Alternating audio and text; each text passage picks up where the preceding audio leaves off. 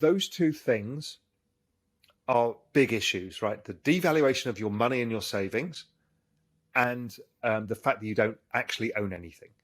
So we go back to the Russia situation, doesn't own any of those dollars. So Bitcoin comes along, that becomes very, very interesting for solving what we are now seeing writ large.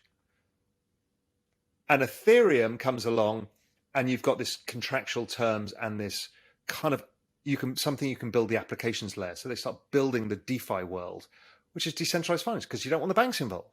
Yes, because that's a problem, because the banks are too interlinked with the leverage in the system, and so then that doesn't function in the way it should do. Monetary policy doesn't work, hence why central bank digital currencies are coming. And I know people hate it, but I don't care. It's happening, and they are going to use it for direct transfer payments. And yes, you will have a different rate of interest for different people because they want to penalize some people versus others, and people are going to hate it. It's actually more effective than what we've got now, which is really blunt tools of taxation and monetary and fiscal policy. So I think it changes a lot of that. I know that's a very unpopular view, but it is what it is. It's inescapable. What you need to do is maintain your privacy within that. And that is stuff like zero knowledge proofs and other things that are coming within this cryptography. So big picture, right? We're seeing every single signal you would ever need to see to say this is going to be the predominant architecture of the global financial system and the global system of value and of all digital assets and of all contractual terms, which means it's gigantic and it's only a $2 trillion asset class. And therefore, if it's the same size as any other asset class, it's going to be 200 trillion or 300 trillion. But considering all equities and all fixed income, they're all going to go on chain as well. You know, it becomes the architecture of the world, much like the internet became the architecture of the world. This is the value layer of the internet and the contractual layer of the internet.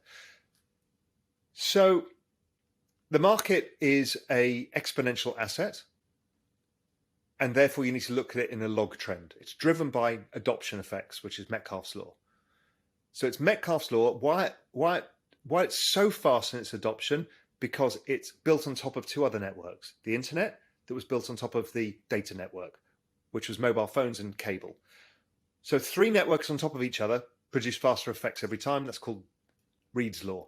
So Reed's law is at play, with Metcalfe's law as the way of judging it, which is basically the number of people on the network and the number of interconnections and the value they transfer amongst each other. That is how digital assets work. When people say you can't value them, their magic internet money, it's nothing. It's not true. It's entirely based on Metcalfe's law. It's entirely based really on the value transacted on chain in terms of dollar amounts and the number of people transacting.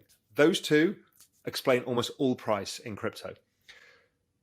So in a exponential asset, much like Amazon stock, which is and Facebook stock, you start early stage of adoption with high volatility because you don't know whether it's going to succeed. Are we going to get adoption or not?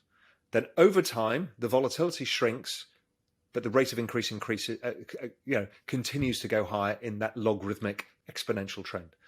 So to understand all of this, you just need to put up log charts of everything, and everything looks normal then. Same as it does for Google, Facebook, Amazon, Apple, Tesla, they're all the same. And they're all network effect businesses. Even though you don't know what the network effect of Tesla is, there is network effects that's built into that stock. So now we are down 50%. 2 standard deviations oversold versus that logarithmic trend, which is normally where the market turns around. So this should be normal price action within the trend.